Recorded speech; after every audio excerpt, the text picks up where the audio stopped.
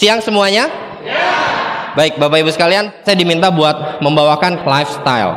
Sementara saya ngerasa lifestyle itu kan gaya hidup.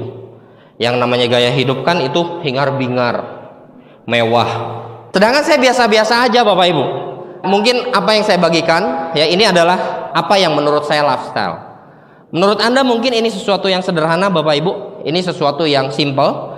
Tapi buat saya ini sudah merupakan gaya hidup yang saya syukuri, yang saya dapatkan lewat bisnis ini. Karena saya juga memulai usaha ini dari nol banget, Bapak Ibu. Ya, dari keluarga bangkrut, kita tinggal di rumah kontrakan dengan kondisi keluarga, saya anak 9 dari 9 bersaudara, dan rata-rata keluarga kami memang cukup pesimis, Bapak Ibu. Jadi buat saya pribadi bisnis ini merupakan satu berkah yang luar biasa. Nggak hanya secara hasil, tapi perubahan dulu dari cara untuk berani bermimpi. Saya berani berpikir besar, saya berani untuk memiliki impian, dan akhirnya saya memiliki gaya hidup yang selama ini belum pernah saya rasakan, Bapak Ibu. Ya, oke, kita lihat Bapak Ibu, gaya hidup yang pertama, Bapak Ibu. Saya menikmati kehidupan saya sekarang. Nah, buat Anda mungkin, aduh ngapain yang gitu aja ditampilin betul. Oh, buat saya ini luar biasa, Bapak Ibu. Karena saya kelamaan susahnya mungkin. Kadang-kadang istri saya suka bingung. Lauk yang saya makan itu sedikit, nasinya banyak.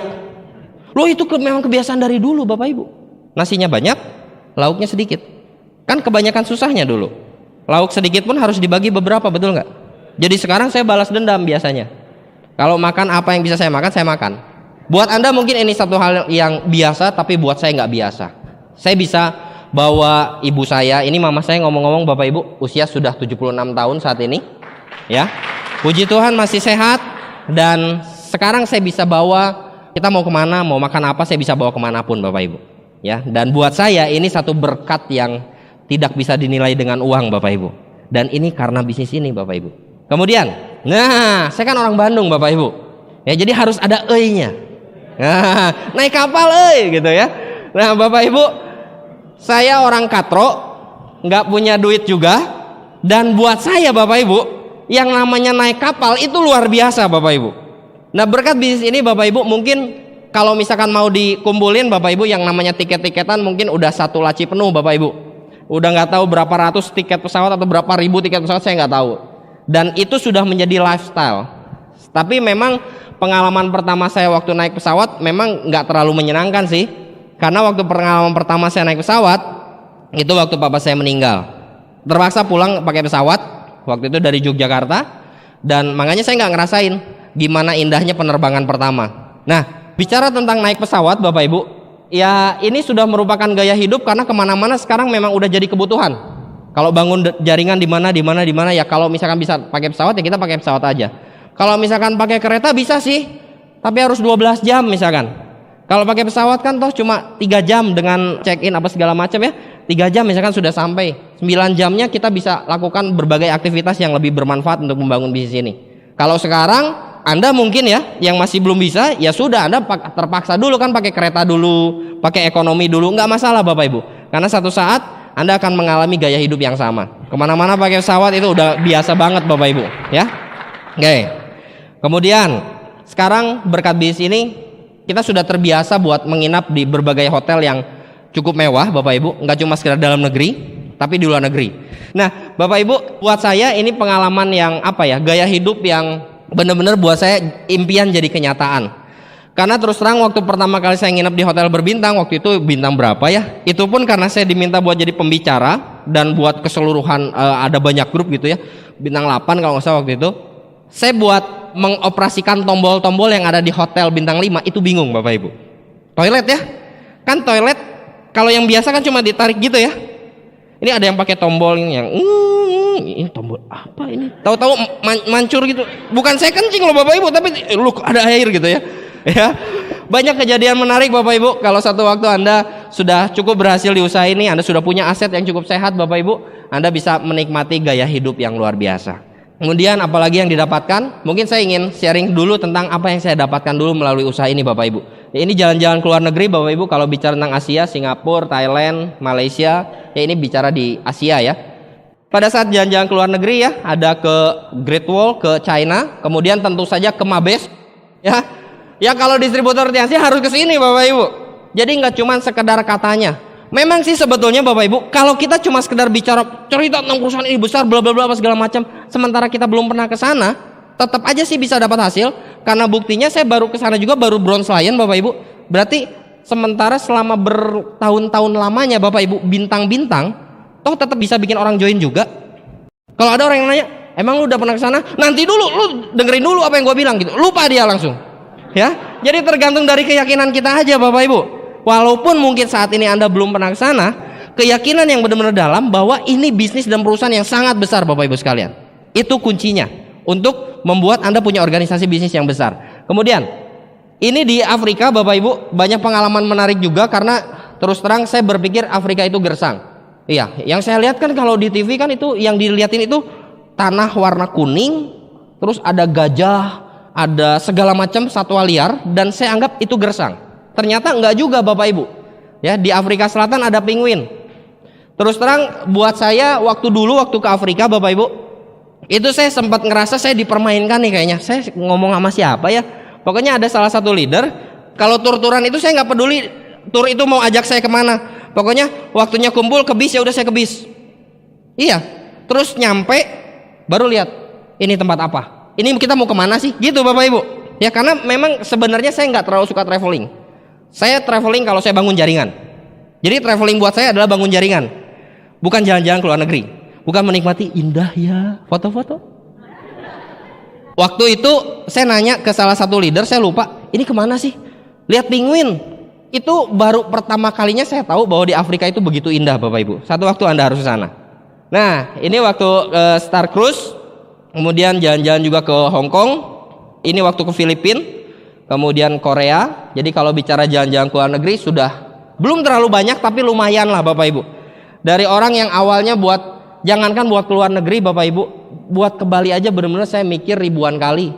Saya nggak pernah kepikir buat bisa nginjekin kaki di Bali dulunya. Ingat, keluarga pesimis, masa depan suram, keluarga jatuh, saya nggak tahu harus ngapain, mau main juga mau kemana. Pernah Bapak Ibu ada kebangunan rohani, saya pengen ke sana tapi saya nggak ada uang sama sekali buat persembahan gitu loh. Saya sampai harus jualan baju dulu Bapak Ibu. Hasil untung dari jualan baju saya gunakan buat persembahan, saya berangkat ke kebangunan rohani. Sampai segitunya. Jadi saya nggak kepikir buat keluar negeri apa segala macam. Aduh, nggak berani Bapak Ibu. Tapi berkat bisnis ini Bapak Ibu sekalian dibentuk sehingga pola pikir kita jadi berani untuk bermimpi besar, dan kita berani untuk bayar harganya sehingga akhirnya bisa menikmati hidup yang luar biasa Bapak Ibu. Nah ini pada saat ke Rusia, ini ngomong-ngomong beberapa foto terakhir ini bareng sama istri saya. Karena sebelum-sebelumnya saya sendiri Bapak Ibu, bujang. Nah sekarang udah nggak bujangan lagi Bapak Ibu, udah ada pendampingnya. Tapi terus terang foto-foto seperti ini memang jarang Bapak Ibu. Ya saya jujur saya akui, ini ada istri saya juga Bapak Ibu ngomong-ngomong ya. Saya sebenarnya banyak dosa sama beliau, banyak ditinggal. Iya banyak ditinggal. Kalau bisa dikacain saya kacain Bapak Ibu. Ya terlalu sering banyak ditinggal, dan akhirnya cuma setahun misalkan pas berangkat kemana baru diajak, Kalau bangun jaringan kan boro-boro Bapak Ibu. Kalau bicara bangun jaringan mungkin seringkali kita harus ada di lapangan, di medan-medan yang benar-benar kita nggak harapkan untuk kita tempuh sebetulnya. Tapi ya kita harus lakukan, karena kita harus bantu mitra kerja kita untuk berhasil juga di bisnis ini toh. Kemudian, oke Bapak Ibu, nah ini waktu 2007 saya dapatkan reward pertama saya Mercedes-Benz C240 Elegance dari bisnis ini Bapak Ibu. Sebenarnya sebelum ini saya udah beli mobil saya kan waktu itu Corolla All New. Saya beli sebelum saya bisa nyetir. Akhirnya yang terjadi adalah sebelah kiri, kanan, depan dan belakang itu penyok Bapak Ibu. Itu kendaraan saya belajar sebetulnya. Makanya banyak sekali teman-teman yang menyayangkan, ya ampun lu nih ini mobil diurus kayak lu nyetirnya kayak gimana sih? Ya gimana Bapak Ibu? Pertama, penyokan pertama yang sangat dalam sekali Bapak Ibu di bagian penumpang, itu dalam banget Bapak Ibu. Itu karena saya waktu itu ke lamarannya tunangannya upline saya, Pak Ten Fung Yung. Saya hadir di sana, udah gitu sampai malam kan di daerah Lembang Bapak Ibu. Saya mundurin tuh. Itu saya masih belum terlalu bisa, tapi saya udah ke Lembang aja, ke daerah pegunungan gitu. Saya pede aja mundurin. Krek. Ah, paling dahan. Belakangin lagi. Grek. Loh, kayaknya ini bukan dahan, Bapak Ibu. Dan ternyata memang waduh itu coaknya gede banget Bapak Ibu. Dan destruktifnya luar biasa itu. Dan saya biarkan sampai berbulan-bulan. Nah, ini waktu reward pertama, jadi buat saya ini satu simbol penghargaan. Saya reward ngejar Bapak Ibu. Tapi buat saya reward bukan yang paling utama. Saya lebih memilih untuk memiliki aset yang bertumbuh Bapak Ibu, karena reward tuh cuma satu kali setiap reward kan. Reward kita harus kejar, kalau ada reward kenapa nggak dikejar sih? Betul nggak? Tapi jangan lupa, reward dengan aset itu lebih penting aset Bapak Ibu. Karena dengan aset datang reward. Tapi kalau ngutamain reward doang, asetnya belum tentu jadi juga. Mau sekali atau mau seumur hidup Bapak Ibu? Kalau seumur hidup, bangunlah asetnya, ya. Ini 2009 Bapak Ibu, ini rumah pertama saya hasil dari bisnis ini juga, ya. Ini rumah yang pertama. 2010 saya bisa menikah dengan biaya sendiri. Itu kan biasa Pak. Iya, kalau buat saya nggak biasa Bapak Ibu. Karena gue keringetan banget buat menikah Bapak Ibu. Ada begitu banyak, namanya keluarga besar, selalu saja ada masalah, betul nggak? Dari sejak 2007 saya dapat reward, ada masalah besar sekali dalam keluarga, masalah finansial. Dan alhasil Bapak Ibu, saya bekerja keras habis-habisan dan hasilnya nggak bisa saya rasakan. Jadi waktu 2010 menikah pun dengan benar-benar tertatih-tatih Bapak Ibu. Itu benar-benar ngatur keuangannya juga luar biasa. Untung saya punya menteri keuangan yang hebat Bapak Ibu. Istri saya siapa lagi dong ya. Oke, kedua yang sekarang kami tempati Bapak Ibu, ya hasil dari bisnis ini juga belum jadi rumah yang luar biasa, tapi buat kami ini sudah cukup nyaman, meskipun kami masih punya impian dan masih punya goal untuk memiliki rumah yang lebih baik Bapak Ibu. Ini paling cuma sekitar taksiran mungkin sekitar 2,5 miliar aja, ya, dibanding dengan Bapak Ibu. Jadi bisnis ini bisa memberikan jauh lebih dari pengharapan Anda Bapak Ibu. Leader-leader God lain yang lain mungkin rumahnya 15 miliar, 20 miliar, yang ini mah cuma 2,5 Bapak Ibu. Tapi ya lumayan lah ya. Nah, nanti kita lihat aja beberapa tahun ke depan. Oke, nah ini yang terakhir Bapak Ibu, reward yang ketiga, cash reward plan 2014. Nah Bapak Ibu, itu yang ada gambar-gambarnya Bapak Ibu. Nah, apalagi yang didapatkan lewat dengan menjalankan bisnis ini, dengan membangun aset yang terus bertumbuh Bapak Ibu. Tentu saja keleluasaan dalam, saya belum berani mengatakan bebas uang, karena bebas uang itu relatif toh. Betul ya? Ya, tergantung standar hidup yang kita mau kan. Kalau misalnya ada orang-orang yang cukup nyaman dengan sekedar bonus 3 juta, ada Bapak Ibu. 3 juta ngerasa saya sudah bebas uang. Ada juga yang 10 juta saya sudah bebas uang. Ada juga yang 500 ribu sudah nyaman-nyaman saja Bapak Ibu. Jadi itu tergantung standar hidup seperti apa yang kita mau. Jadi saya belum berani mengatakan kalau saya sudah bebas dari segi keuangan. Agak sedikit leluasa dalam menggunakan uang, ya. Jadi bisa beli kapan kita mau, tapi nggak konsumtif. Ya mungkin paling yang mahal cuma ini aja Bapak Ibu. Buat saya pun itu udah cukup mahal. Ini jam yang kemarin dibeli, ini hasil dari kaul. Kalau saya naik Silver Lion, saya baru mau beli jam. Nah makanya balas dendamnya kemarin waktu naik Silver saya beli jam ini. Jadi pakai yang biasa aja dulu. Nah kemudian kebebasan dari segi waktu. Bapak Ibu, bebas yang saya dapatkan di bisnis ini itu bebas dalam artian saya lebih punya banyak pilihan. Kapan saya mau bekerja dan kapan saya mau diam. Kenapa? Karena uang sebenarnya sudah masuk terus Bapak Ibu. Jadi jangan salah artikan yang namanya kebebasan waktu. Ada orang yang mikir bebas waktu itu bebas nentuin kapan mau kerja, kapan mau diam, tapi uangnya nggak masuk. Ya itu bukan bebas waktu Bapak Ibu. Bebas waktu pengertiannya adalah disertai dengan keuangan yang cukup memadai yang mengalir setiap bulan. Lah kalau misalkan punya banyak pilihan kapan mau kerja, kapan mau diem, tapi uangnya nggak ada, ya itu sama aja sebenarnya dengan pengangguran, betul nggak? Karena kan uangnya nggak ada. Kan kalau yang, mohon maaf ya, buat yang nganggur nggak ngapa-ngapain, bisa nggak dia kerja dan dia diem? Bisa dia pilih? Bisa? Bisa. Dia bisa pilih untuk kerjanya kapan dan untuk diem dan tidurnya kapan. Bisa juga. Tapi kan uangnya nggak masuk. Nah dari bisnis ini Bapak Ibu bebas punya banyak pilihan kapan mau kerja, kapan mau diam, tetapi uangnya sudah masuk terus. Ya, nah itu yang bisa kita dapatkan melalui bisnis ini. Kemudian kebebasan waktu juga dalam artian saya bisa memilih waktu-waktu tertentu di mana saya bisa habiskan dengan orang-orang yang terdekat dengan saya. Salah satunya mungkin, nah ini Bapak Ibu mama saya, kalau ulang tahun ya kita sengaja saya dengan istri saya beliin kue, ngajak makan apa segala macam ya, waktu kita buat beliau Bapak Ibu sekalian, ya. Every day is holiday, jadi bisa kapanpun. Nah ini gambar yang saya ambil, yang saya ngerasa banget iya ya sebenarnya saya punya banyak pilihan banget dalam hal waktu berkat bisnis ini gitu loh. Ini nggak terlalu kelihatan karena memang suasananya lagi gelap Bapak Ibu. Ini istri saya. Ini gambar apa Bapak Ibu? Kursi bioskop. Berarti lagi kosong. Kan nggak mungkin weekend toh? Nggak mungkin ya. Berarti kira-kira hari apa ini? Hari biasa dan di siang hari Bapak Ibu. Saya sempat mikir gitu ya pada saat saya ngelihat istri saya cuma berdua gitu ya nonton, ngelihat pada kosong, ini orang pada kemana? Saya pikir gitu ya. Menurut Anda lagi di mana sih? Oh, lagi kerja ya, lagi kerja ya. Nah, itulah bedanya Bapak Ibu. Pada saat kita sudah memiliki aset di bisnis ini, sementara mungkin orang lain lagi baku hantam membanting tulang, harus dari jam sekian sampai jam sekian mungkin mereka harus berbakti pada perusahaan tempat mereka bekerja. Kita bisa memilih untuk tidak lakukan itu. Kita bisa memilih kapan kita mau refreshing Bapak Ibu. Nah, tetapi Bapak Ibu sekalian, yang namanya kebebasan waktu, kalau selama kita masih punya goal, tujuan, ambisi, lupakan dulu kebebasan. Kalau kita masih punya tujuan, kita terus bergerak loh. Betul nggak? Kita terus bergerak. Karena yang namanya bebas waktu pun bukan berarti kita sama sekali nggak ngapa-ngapain gitu loh. Apalagi kalau kita punya goal lebih lagi. Kalau punya goal lebih lagi, ya lupakan dulu kebebasan. Bapak Ibu, berapa bulan terakhir ini saya berupaya untuk terus mengembalikan ritme awal untuk membangun bisnis ini Bapak Ibu. Bagaimana saya membangun di awal bisnis ini untuk membangun momentum, membangun jaringan dan seterusnya. Saya lagi berusaha untuk terus mengembalikan diri saya ke ritme awal Bapak Ibu sekalian.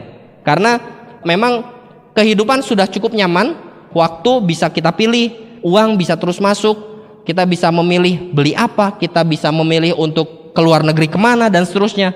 Seringkali itu membuat kita berada dalam zona nyaman Bapak Ibu sekalian. Apalagi kalau uangnya udah masuk terus juga toh. Ya, nah itu sebabnya kita harus memilih dan memutuskan untuk mengejar lebih. Pada saat kita punya goal, pada saat kita punya tujuan, lupakan dulu kebebasan. Itu adalah apa yang saya sudah dapatkan Bapak Ibu. Sementara kalau yang saya masih kejar, ya saya juga punya impian, punya target. Saya pengen kejar beberapa rumah lagi Bapak Ibu. Beberapa rumah yang biasa aja lah, nggak usah yang belasan miliar gitu Bapak Ibu. Yang biasa aja yang ratusan juta gitu, kontrak-kontrakin kan lumayan juga tuh. Tapi hasilnya bisa misalkan antara 6-10 rumah kayak gitu, kontrak-kontrakin kan asik juga Bapak Ibu. Nah kemudian saya juga pengen upgrade rumah utama. Saya pengen punya taman yang luas juga. Karena saya juga memperhatikan ya kadang-kadang pengen refreshing. Kemudian mama saya juga biar bisa jalan-jalannya lebih nyaman gitu ya. Kalau di taman kayak gitu kan lebih segar. Kemudian director tentu saja. Saya nggak tahu apakah mampir di Diamond dulu atau langsung ke director, saya nggak tahu. Tapi pasti saya kejar Bapak Ibu. Ya, saya terinspirasi Bapak Ibu dengan salah seorang upline kita semua Bapak Ibu, Pak Agus TL. Pak Agus TL selalu di mana-mana suka ngomong gini. Yang namanya kaya itu hidup dari cucu penghasilan katanya gitu. Waktu beliau pertama kali ngomong gitu di Bandung, saya langsung nempel itu, plek, cucu penghasilan. Saya mikir di situ Bapak Ibu, gila ya. Ya selama ini saya masih hidup dari setengah penghasilan utama gitu loh. Kalau udah bisa hidup dari cucu penghasilan, wah berarti hidupnya luar biasa banget gitu ya. Enak sekali gitu loh, penghasilan utama tidak terganggu. Anak dari penghasilan pertama juga terus mengalir. Kita hidupnya dari anaknya, anak penghasilan utama. Keren banget Bapak Ibu. Jadi benar-benar yang namanya beranak pinak itu asli beranak pinak. Ya, nah itu sebabnya kenapa saya pengen benar-benar mewujudkan ini semua Bapak Ibu. Dan tentu saja saya juga pengen bareng-bareng sama grup buat investasi bareng-bareng. Nah ini impian saya yang saya sangat ingin untuk wujudkan Bapak Ibu. Dan pasti terwujud. Ya, nah itu adalah apa yang saya dapatkan Bapak Ibu. Apa yang saya nikmati melalui bisnis ini. Tapi ada kabar buruk tentang sebuah kebebasan. Kalau Anda perhatikan tadi mungkin begitu banyak kebebasan yang kita bisa dapatkan melalui bisnis ini. Kita bebas memilih kapan kita mau kerja, kita bebas memilih kapan kita mau berangkat ke luar negeri, kita bisa memilih kapan kita mau tidur dan seterusnya Bapak Ibu. Begitu banyak pilihan. Tetapi Bapak Ibu sekalian, ada kabar buruk mengenai sebuah kebebasan. Kalau Anda mau dapatkan semua hal itu Bapak Ibu, kalau kita semua mau dapatkan semua hal itu, kita harus sadari ini dulu. Freedom is not free. Kebebasan itu nggak gratis Bapak Ibu. Ada harga yang harus dibayar. Kalau saya sering mengumpamakan seperti kita memancing. Kalau kita mancing ikan Bapak Ibu, kira-kira yang kita kasih itu yang disukai si ikan atau yang kita suka? Kita mau mancing ikan besar pakai ikan kecil, betul ya? Nah sama juga dengan kalau kita mau dapatkan kebebasan. Contoh, kalau kita mau dapat kebebasan dari segi keuangan mungkin nanti ke depannya. Kita mau dapat kebebasan dari segi keuangan, ya kita harus merelakan uang kita sekarang untuk investasi, membangun diri kita, membangun aset kita dan seterusnya. Kita mau dapatkan kebebasan waktu, di mana kita punya banyak pilihan untuk menentukan kapan kita kerja dan kapan kita diam, kapan kita berlibur dan seterusnya. Kita pengen punya kebebasan waktu. Kita harus relakan dan korbankan waktu kita sekarang. Kita harus mungkin keluar presentasi, kita harus keluar buat home meeting, dan home meetingnya no show pula. Lagi hujan pula Bapak Ibu, di dalam gang pula, bawa produk banyak dan seterusnya. Ya kita harus korbankan itu. Jadi seringkali apa yang kita mau dapatkan di depan, kita harus lakukan dulu di awal. Kita harus justru keluarkan hal-hal yang lebih kecil mengenai waktu ataupun uang itu di awal, Bapak Ibu sekalian. Nah, ini waktu saya dulu, Bapak Ibu. Anda lihat ini kayaknya kurang gizi banget, betul? Saya cuma ketolong agak kelihatan gemuk karena saya pakai bajunya kedodoran dan rambutnya gondrong sampai saya bronze, Bapak Ibu. Ini waktu saya membangun. Jadi waktu membangun memang gizi memang kurang, Bapak Ibu. Kenapa? Karena banyak kerjanya. Ya buat saya, Bapak Ibu, buat saya pribadi nggak muluk-muluk gitu loh. Kopi dan rokok sudah cukup untuk membuat hidup bahagia. Iya. Jadi seringkali lupa kalau udah kerja ya kerja gitu loh, Bapak Ibu. Jadi makanya semakin lama semakin menyusut, slim. Kenapa? Karena kerjanya, Bapak Ibu sekalian. Nah, freedom is not free. Kebebasan yang kita mau itu harus kita bayar, Bapak Ibu. Kalau kita mau ke depannya kita dapatkan sesuatu, kita harus bayar harganya sekarang. Kalau saya boleh ambil contoh, Bapak Ibu sekalian, waktu awal saya membangun, saya merintis bisnis ini dengan beberapa profesi sekaligus. Saya jadi guru les, iya. Saya jadi marketing, obat celup, kimia, tekstil, iya. Saya juga sambil jual kemeja dan segala macam, jualan serba ada, Bapak Ibu. Dan saya juga sambil jalankan bisnis ini sebagai distributor TIANS. Saya rangkap semuanya, Bapak Ibu. Kalau dibilang capek, Bapak Ibu. Aduh, kalau saya pikir dulu, wah gila juga ya. Karena baru mulai start gitu, rata-rata setengah 8, jam 8. Memang banyak orang yang baru start jam 9, itu kan biasa Pak. Ya kayak gitu kok diomongin. Tapi buat saya itu nggak biasa. Karena sepanjang aktivitas itu saya nggak di rumah, bahkan saya nggak duduk di belakang meja, saya di lapangan, semuanya itu kerjaan lapangan, Bapak Ibu sekalian.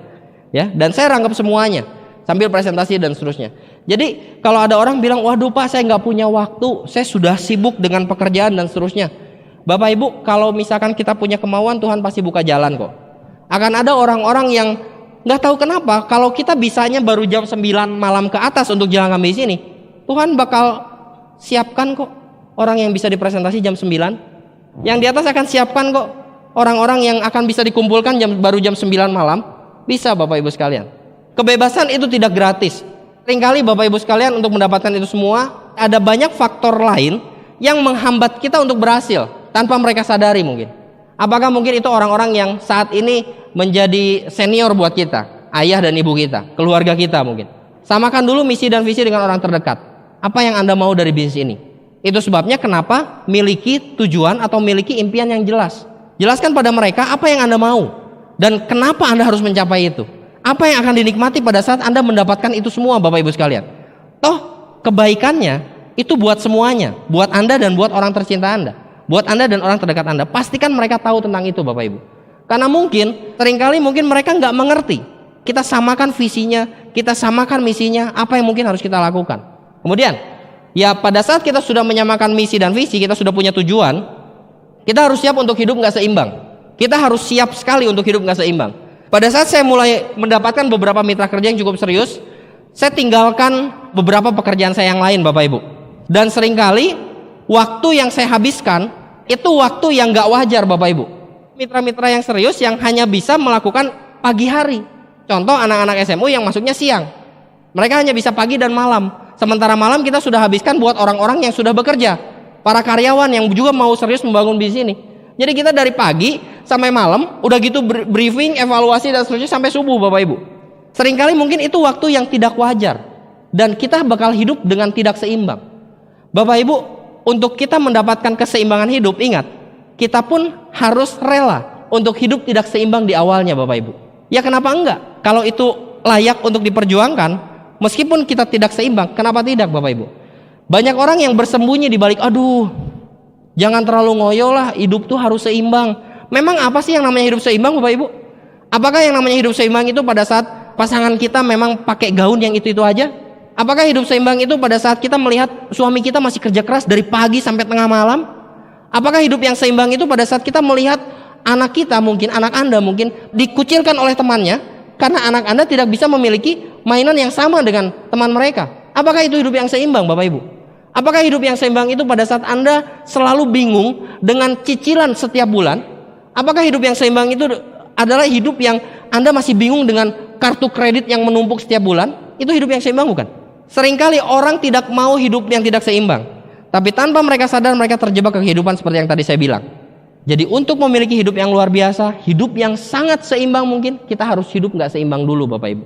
Saya membangun bisnis ini, Bapak Ibu sekalian, seringkali ada acara-acara keluarga yang saya nggak hadir. Bahkan ada yang menikah pun saya nggak datang. Teman-teman terdekat saya menikah, saya nggak datang Bapak Ibu.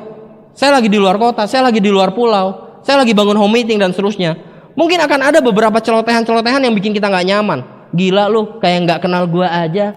Kayak lu baru kenal 2 hari aja sama gue, sampai nggak datang. Merit kan cuma sekali bro. Ya kita telan aja Bapak Ibu. Dan saya juga telan aja Bapak Ibu. Ya habis mau gimana? Nah sekarang pada saat saya bela-belain misalkan, mohon maaf Bapak Ibu, Anda konsultasi sama upline Anda ya. Mungkin saya agak sedikit ekstrim. Kalau saya pribadi Bapak Ibu, saya berpikir ya bukannya saya gimana gitu ya. Tapi kalau misalkan oke lah, saya datang ke sini, datang ke situ, terus saya cancel home meeting, saya cancel keluar kota demi pernikahan my best friend gitu. Terus beberapa tahun kemudian, karena home meetingnya saya cancel, karena saya nggak jadi keluar kota, seharusnya orang itu bisa jadi bintang 8. Seharusnya dengan kehadiran saya di sana, dia bisa benar-benar lebih bersemangat, dia bisa cepat sekali membangun aset, dan dia orang yang benar-benar hebat dalam membangun bisnis jaringan. Saya kehilangan orang seperti itu. Berapa tahun kemudian hidup saya mungkin masih biasa-biasa aja. Saat saya butuh duit, saya datang sama my best friend. Gue lagi butuh duit bro. Kira-kira dia bantu? Mungkin bantu, tapi mungkin tidak Bapak Ibu. Jadi terlalu besar resikonya pada saat saya mempertaruhkan bisnis ini, aset saya, membangun aset saya, hanya sekedar untuk datang, selamat ya. Buat saya begitu Bapak Ibu.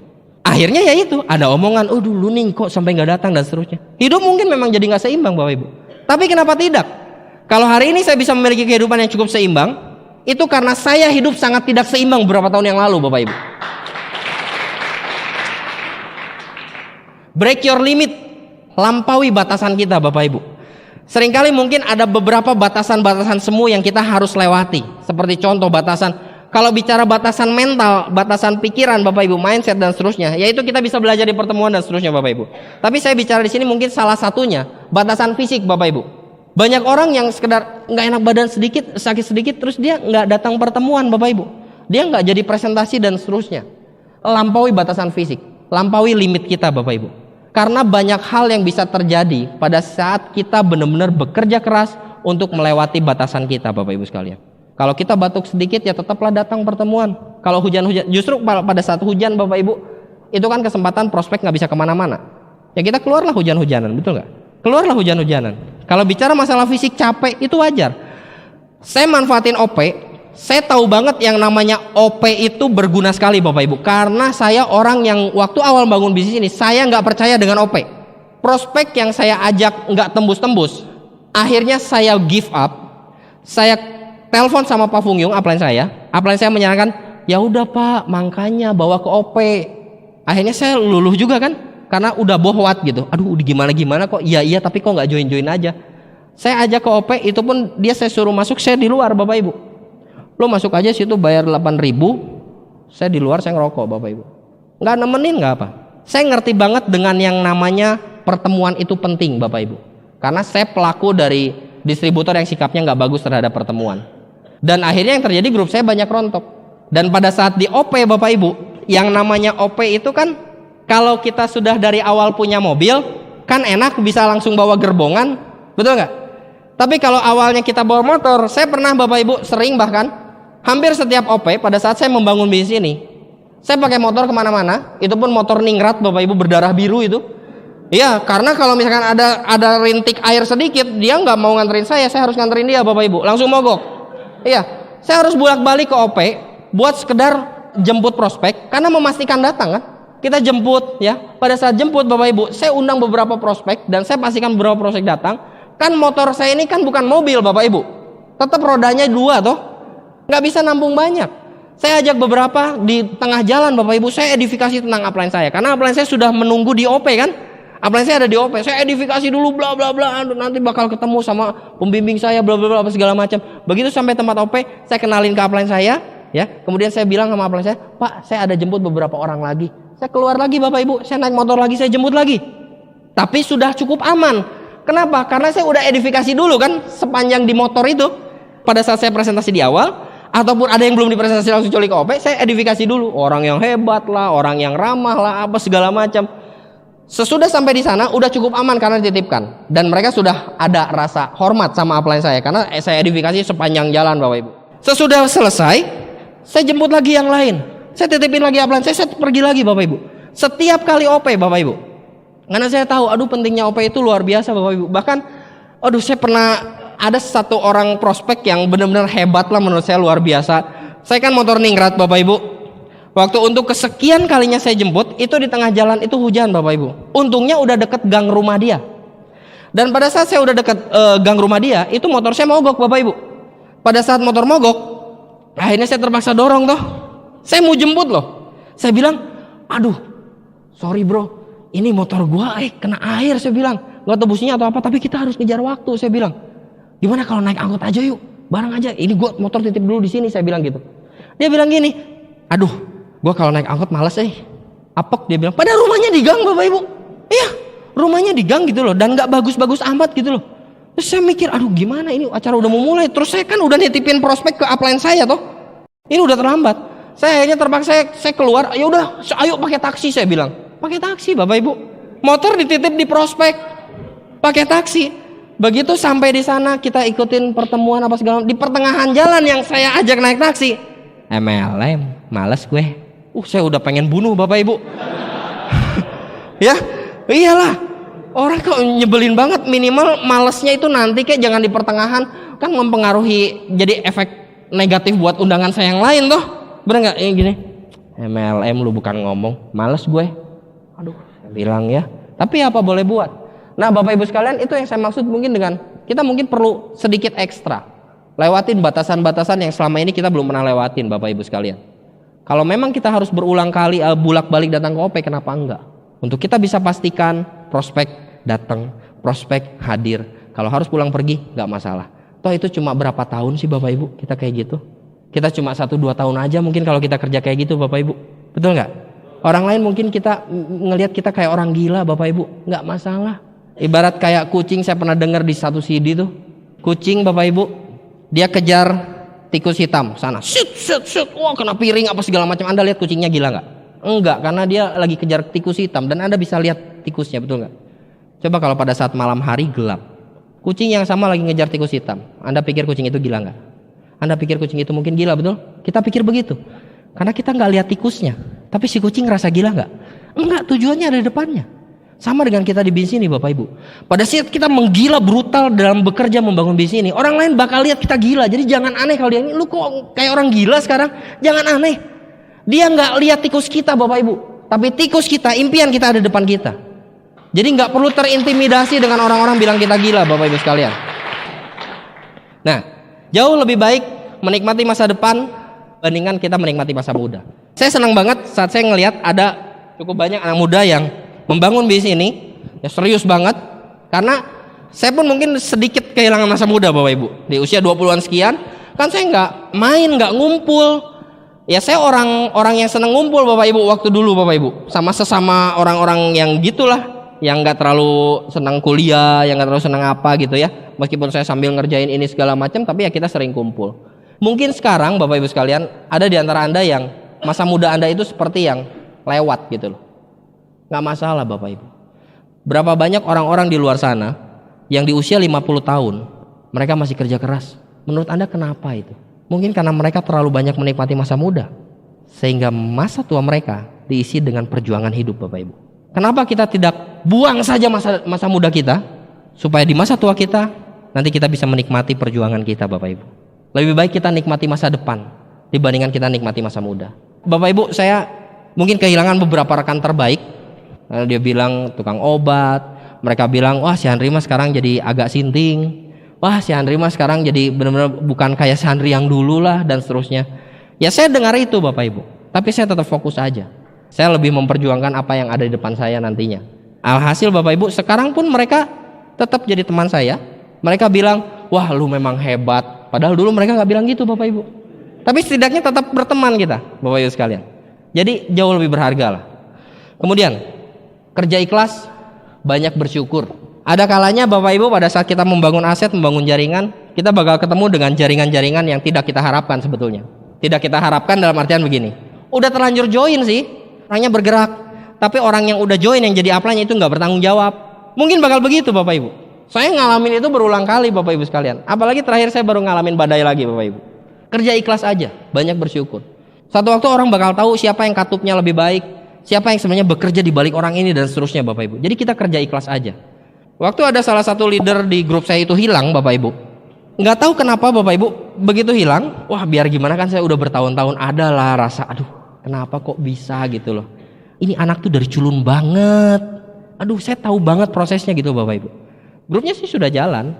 Begitu dia hilang, 1 atau 2 bulan kemudian Tuhan kirimkan yang lain. Ada distributor yang sudah bertahun-tahun nggak aktif. Downline saya yang bertahun-tahun nggak aktif Bapak Ibu. Tiba-tiba ketemu di supermarket. Tuhan itu punya cara yang unik untuk membalas kerja keras kita Bapak Ibu. Percaya saya, Tuhan itu nggak pernah tidur. Jadi kalau kita punya kedalaman dan seterusnya, bina aja, nggak masalah. Jangan hitung-hitungan dalam hal kerja keras.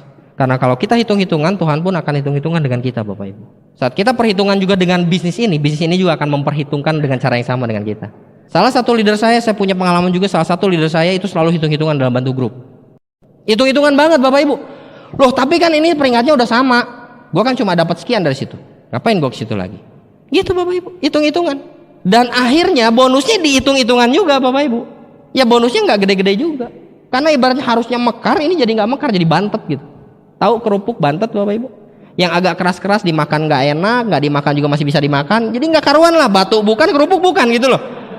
Ya, kenapa hitung-hitungan? Belum jadi udah, aduh tapi kan gue cuma segini, ada apa segala macam.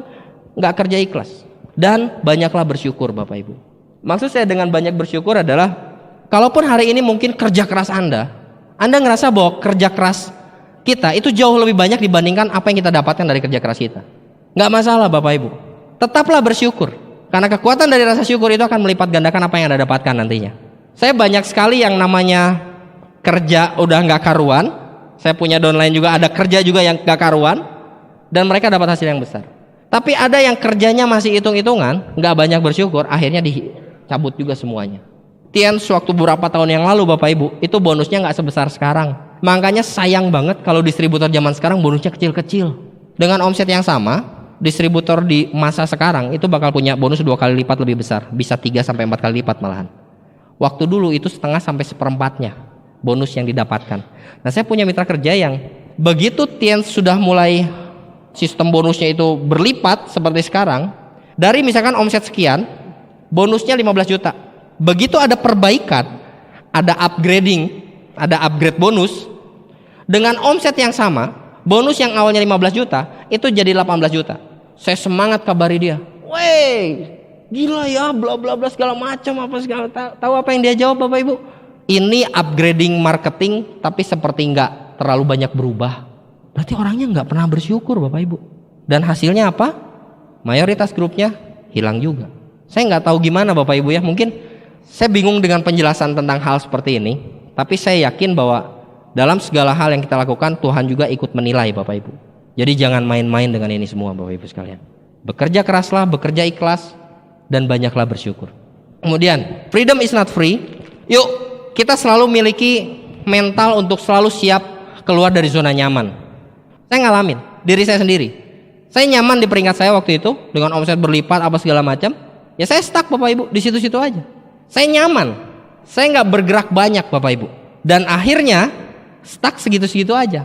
Pada saat saya mau keluar dari zona nyaman tuh dalam artian begini. Waktu saya di bronze Bapak Ibu sekalian, saya punya kelebaran. Saya berharap kelebaran saya ini cepat bisanya sama kayak saya.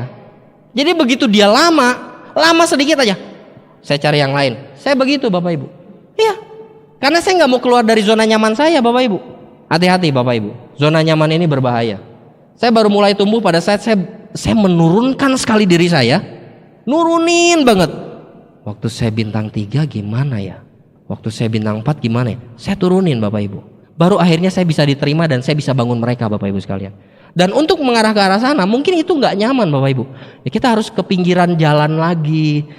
Kita harus lakukan lagi, datang ke home meeting gitu ya, nggak ada edifikasi, nggak ada. Kan biasanya Bapak Ibu kita sambut. Ini boro-boro ada kayak gitu kan, edifikasi aja nggak ada Bapak Ibu.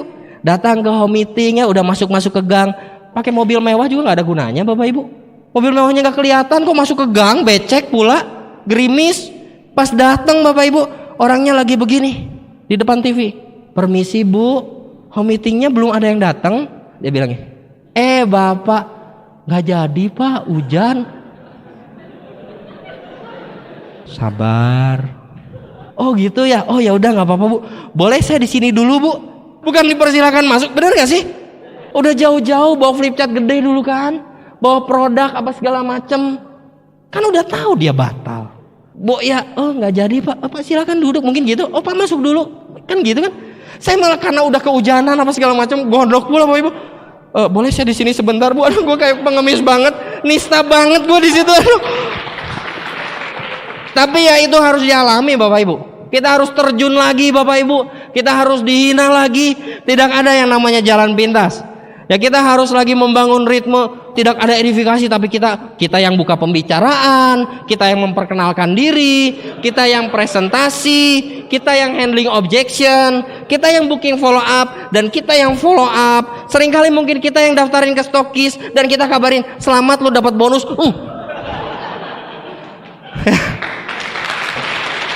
Ya apa boleh buat Bapak Ibu? Ya memang harus dilakukan hal-hal seperti itu. Ya saya berusaha untuk mengingat lagi aja Bapak Ibu. Yogyakarta itu kota pertama yang saya bangun Bapak Ibu. Luar kota pertama. Saya pernah bangun Yogyakarta. Saya punya dendam positif sama Yogyakarta sebetulnya. Udah bangun, dung. Bisa bikin seminar, jebret, 400 orang, 500 orang. Bus, hilang. Yes. Padahal waktu ngebangunnya Bapak Ibu, aduh. Keganggang Bapak Ibu ya. Kalau tidur karena tidak ada uang Bapak Ibu, ya saya dengan postur sebagai upline, gue nginep di tempat lu aja bro, supaya gue bisa ngajarin lu semuanya. Padahal nggak ada duit Bapak Ibu. Yes, ya nginep di kos-kosan Bapak Ibu. Oh biar bisa coach, ya. Padahal nggak ada duit Bapak Ibu ya. Nah, ya memang harus dilakukan. Udah panas terus terang Bapak Ibu. Saya orang yang nggak tahan panas. Nggak tahan panas Bapak Ibu. Sensitif. Enggak, saya memang nggak tahan panas. Udah orang Bandung, Anda kebayang nggak? Di Bandung aja saya harus pakai AC juga Bapak Ibu. AC-nya 16 derajat pula. Jadi saya memang seneng banget dengan udara dingin. Jadi waktu ke Yogyakarta itu, aduh, waktu awal bangun, ini kota apa ini? Iya, karena kan saya bukan orang yang suka keliling kemana-mana. Saya kan nggak suka traveling Bapak Ibu. Keluarga baru jatuh pula, mana kepikir buat pergi keluar kota ngabisin duit. Jadi aduh udah nggak enak, nggak nyaman gitu ya. Udah waktu dulu kan saya pilih baju, saya udah mulai membenahi diri dari penampilan. Waktu saya ke Yogyakarta, udah cuacanya kayak gitu, saya pilih bahan yang salah untuk kemeja Bapak Ibu, yang nggak nyerap keringat itu loh. Aduh, kayak sauna berjalan Bapak Ibu. Ya, saya sauna berjalan, motor-motoran, hujan-hujanan, panas-panasan. Aduh, buat saya jujur Bapak Ibu, tapi ya memang harus dilakukan Bapak Ibu. Justru kalau kita merasa hidup kita saat itu, atau mungkin saat ini nggak nyaman, kita harus lebih menambah ketidaknyamanan hidup kita saat ini, supaya nanti ke depan hidup kita jauh lebih nyaman Bapak Ibu. Habisin dulu jatahnya Bapak Ibu. Aduh, waktu di Jogja itu memang buat saya itu pembelajaran. Kenapa saya bilang saya punya dendam positif? Karena untuk bikin sampai seminar yang 400-500 orang Bapak Ibu, saya tinggal selama 2 minggu di Yogyakarta. Selama 2 minggu itu saya dari hasil jualan produk apa segala macam, ya saya survive aja gitu loh. Saya survive aja. Pokoknya semua hasil buat saya bisa bertahan juga di sana gitu loh. Buat makan apa segala macam. Selama 2 minggu saya setiap hari 45 home meeting, hampir rata-rata setiap hari seperti itu. Dan sambil juga jual tiket Bapak Ibu, sampai akhirnya bisa ngumpulin sekitar 400-an orang. Dan seberes dari situ, saya juga yang follow up Bapak Ibu. Kececer follow upnya juga ya sebanyak itu. Dan jadi benar-benar one man show. Tapi disitulah saya belajar banyak justru Bapak Ibu. Saya belajar banyak, oh ternyata kalau bikin pertemuan gede juga kalau nggak ada follow up percuma dan seterusnya. Saya polos banget waktu itu Bapak Ibu. Dan selesai acara Bapak Ibu, saya juga sampai tumbang. Bahkan saya ke rumah sakit sendiri Bapak Ibu. Saya ke rumah sakit sendiri, aduh rumah sakit apa ya? Dan dokter bilang dehidrasi. Hah? Apa itu? Gitu ya. Dan baru jelasin, oh kekurangan cairan bla bla bla. Mungkin kebanyakan ngomong lah.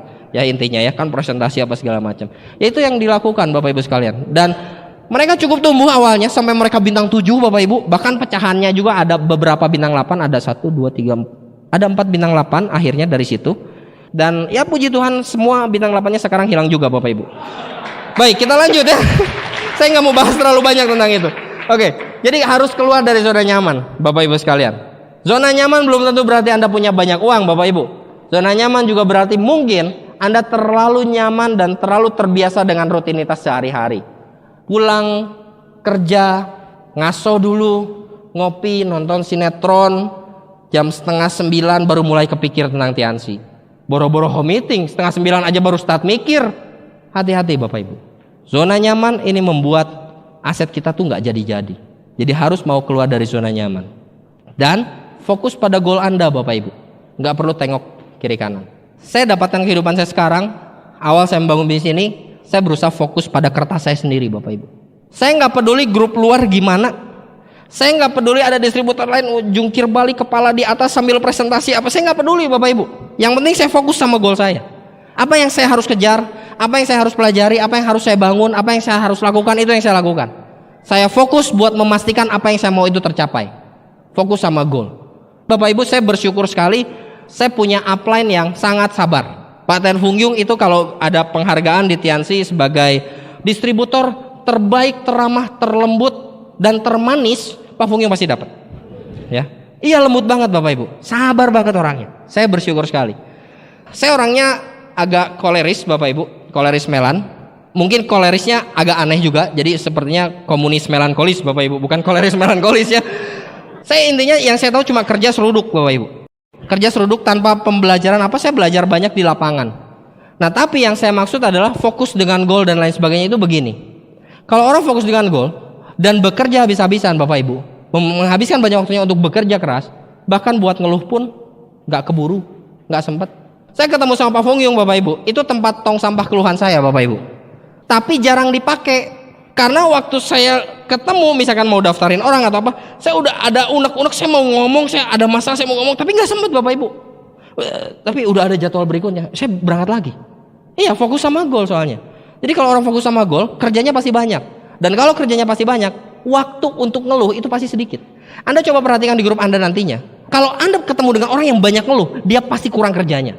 Kurang kerjanya. Tapi orang yang banyak kerjanya biasanya arahannya kurang. Karena ngobrolnya juga kurang. Kebanyakan kerja juga. Jadi memang ada baiknya untuk mengkombinasikan antara konsultasi dengan kerja keras Bapak Ibu. Tapi maksud saya adalah kalau kita fokus pada goal kita, gak akan punya banyak waktu untuk mengeluh, untuk curhat, apalagi masalah pribadi gitu udah gak ada. Karena kita kebanyakan kerjanya. Fokus pada goal, gak perlu tengok kiri kanan. Pada saat kita bekerja fokus pada goal juga Bapak Ibu, kita gak akan sempat berusaha untuk mencari-cari kesalahan orang lain. Kita gak akan sempat buat itu. Kadang-kadang kita lihat, grup ini gini, grup itu gitu. Kita gak sempat. Karena kita banyak kerja di lapangan juga. Ngapain juga gitu loh. Orang-orang yang suka cari kesalahan orang lain Bapak Ibu, ya biasanya dia memang sengaja karena memang punya banyak waktu untuk itu. Cari kesalahan grup lain apa, gitu. Gak banyak kerjanya mungkin ya. Nah, hati-hati. Oke? Freedom is not free. Nah, Bapak Ibu sekalian, sekarang Tian sudah masuk ranking 120 dari Fortune 500 Asia. Goalnya Fortune 500 dunia. Nah, apa bisa terwujud? Ya kita lihat aja Bapak Ibu. Ini kalau secara ilmunya Bapak Ibu, secara teorinya. Di buku The Wellness Revolution, orang-orang yang bisa menjadi orang kaya adalah orang-orang yang mengambil peranan dalam proses distribusi. Ini ada bukunya Bapak Ibu. Dan network marketing merupakan distribusi secara intelek atau distribusi intelektual. Dan di masa depan Bapak Ibu, orang pasti ingin lebih sehat, ingin lebih awet muda, lebih mampu mencegah penyakit dan seterusnya. Jadi prospek yang luar biasa adalah distribusi produk untuk kesehatan. Kan distribusi produk kesehatan secara intelektual, berarti network marketing. Kalau dibuat kesimpulannya seperti itu. Jadi apakah bisa terwujud atau enggak, kita lihat aja dari hal-hal ini Bapak Ibu. Tren-tren yang bakal mengarah ke depan, ya ini dari sejak tahun 93 didengungkan bahwa China akan jadi raksasa dunia, bangkit di milenium baru dan seterusnya, dan sekarang sudah mulai terjadi Bapak Ibu. Nomor 2 dunia ya, betul ya, sudah mulai jadi raksasa perekonomian dunia. Kemudian ini mengupas fenomena kebangkitan ekonomi China dan India, di mana perubahannya bakal lebih dahsyat dibanding kemunculan kekuatan ekonomi Amerika Serikat pada awal abad ke-20. Banyak ahli, baik Robert Kiyosaki, orang-orang kaya seperti Donald Trump, kemudian pendapat pakar seperti Paul Pilzer, MLM merupakan profesi ultra kaya. Dan di tahun 2016, 10 juta miliuner baru, sebagian besar dari mereka berasal dari direct selling.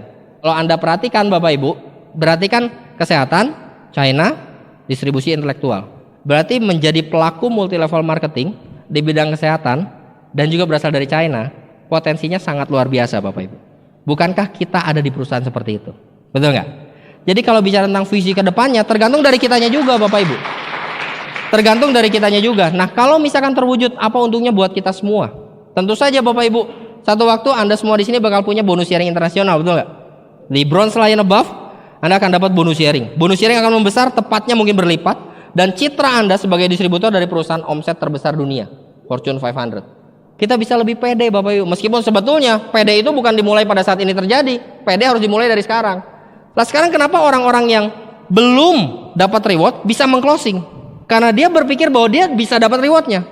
Atau orang yang belum berangkat ke Tianjin itu bisa closing orang. Perusahaannya besar karena dia bersikap seolah dia sudah ada di sana, benar nggak? Itu bisa closing orang juga, benar nggak Bapak Ibu? Jadi artinya Bapak Ibu sekalian, PD, Citra sebagai distributor dari perusahaan omset terbesar dunia itu bisa dimulai dari sejak sekarang. Kenapa tidak Bapak Ibu? Karena semua dimulai dari kitanya. Nah ini Bapak Ibu, Anda boleh pertimbangkan juga masyarakat ekonomi Eropa itu sudah mulai berjalan tahun depan, betul nggak? Ini bisa jadi peluang, bisa jadi ancaman. Buat teman-teman yang mungkin ada di distribusi network marketing, ini akan jadi satu peluang. Kenapa? Karena pesaing itu untuk bekerja tidak hanya sekedar dari lulusan dalam negeri, tapi dari luar negeri.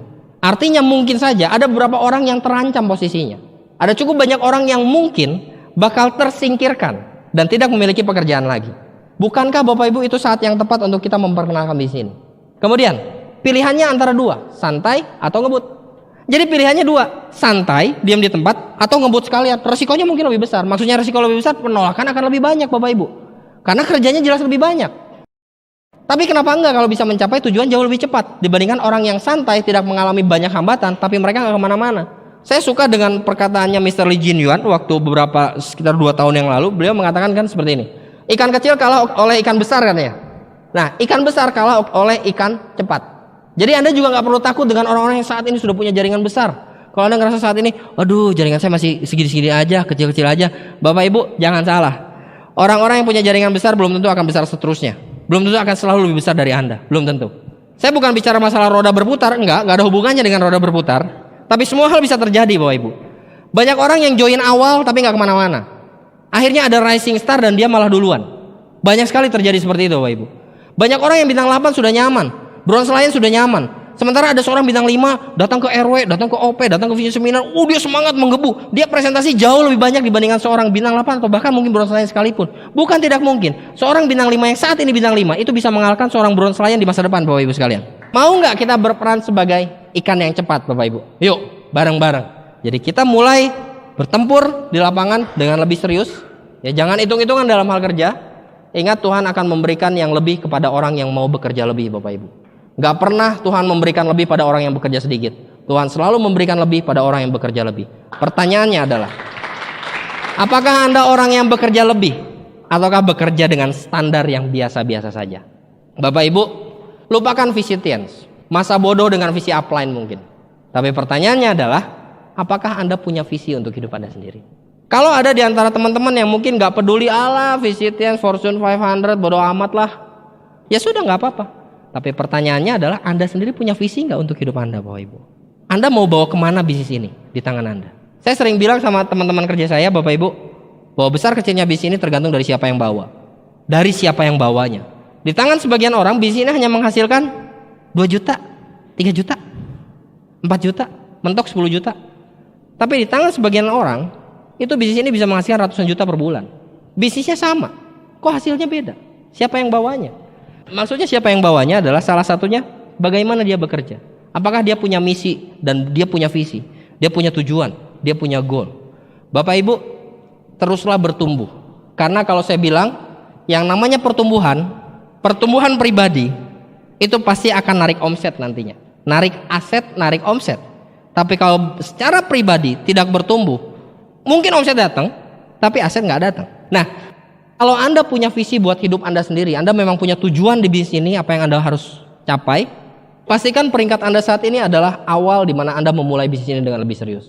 Saya baru dari Sulawesi Bapak Ibu, saya nggak nyangka juga gitu ya, medannya lumayan. Saya jadi dari Sulawesi itu bukan di kotanya Bapak Ibu, bahkan tempat itu bukan, nggak bisa dibilang desa Bapak Ibu, dibilangnya disebutnya SP, Satuan Pemukiman. Kita lewat jembatan apa segala macam, jembatannya juga cukup kreatif, dibuatnya dari batang pohon Bapak Ibu. Ya lumayan lah, kreatif juga ya, dari batang pohon 2 doang gitu di jalan, gitu. Naik turun gunung pakai motor, saya nggak pakai jaket. Saya nggak nyangka memang medannya kayak gitu, jujur aja Bapak Ibu. Tapi saya nikmati itu Bapak Ibu sekalian. Karena saya sekali lagi saya berusaha untuk membangun ritme mula-mula. Saya akan fight Bapak Ibu sekalian. Karena saya masih punya impian yang lebih. Saya masih punya visi dan misi dalam hidup saya. Bukan hanya bicara untuk diri saya sendiri, tapi untuk grup saya juga Bapak Ibu. Ada kalanya mungkin kita punya grup Aduh, karena mereka belum menemukan momentum, mereka ini udah punya satu jalur besar, padahal leadernya bagus sebenarnya, jalurnya udah besar satu, tapi dia belum juga ketemu yang penyeimbang gitu loh. Seringkali kan yang kaki besar ini jadi kurang ajar, betul nggak? Wah, jadi ngelunjak gitu loh. Apa yang perlu dilakukan? Kalau kita punya dolengan seperti itu, kita jangan bilang sama dolengan kita, ya lu harus tunjukin, nggak bisa. Biarkan dia berproses. Kita cukup sekedar bilang, memang Anda harus perlu tunjukkan. Cepat atau lambat, Anda tetap perlu tunjukkan. Tapi jangan tunggu dia tunjukkan, kita yang tunjukkan Bapak Ibu. Kita yang bangun ritme, kita yang berikan contoh Bapak Ibu sekalian. Naikkan katup lagi. Kita fight lagi Bapak Ibu. Lepasin dulu peringkat kita, titel kita.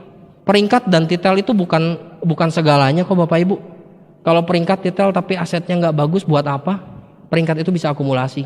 Tapi kalau bicara aset, membangun aset, kita harus lakukan bukan dengan bawa nama peringkat kita, tapi apa yang kita lakukan di lapangan. Panasnya Yogyakarta yang memang nggak ada apa-apanya dibanding di sana kan. Di sana kan titik katulistiwa juga tuh. Ya, titik katulistiwa, saya stres begitu saya turun dari bandara. Saya udah mulai mengafirmasi diri. Dingin. Ya berusaha menghibur diri sebetulnya Bapak Ibu ya. Karena panasnya luar biasa Bapak Ibu. Saya datang ke ceritanya restoran dalam tanda kutip. Anda tahu menunya apa Bapak Ibu? Buncis dan tempe. Saya berharap sekali, belum yang lain, belum keluar yang lain. Kemudian dikeluarin lagi satu piring jeruk. Berarti sudah selesai itu menu utamanya kan? Buncis tempe. Besoknya Bapak Ibu, saya berharap dengan menu yang berbeda. Memang berbeda, bala-bala dan telur rebus Bapak Ibu. Ya kita harus lewatin itu Bapak Ibu sekalian. Ya kenapa enggak? Karena toh dulu juga kita begitu. Waktu awal saya bangun juga saya nyiasati pengeluaran untuk makan itu dengan makan bubur kacang Bapak Ibu.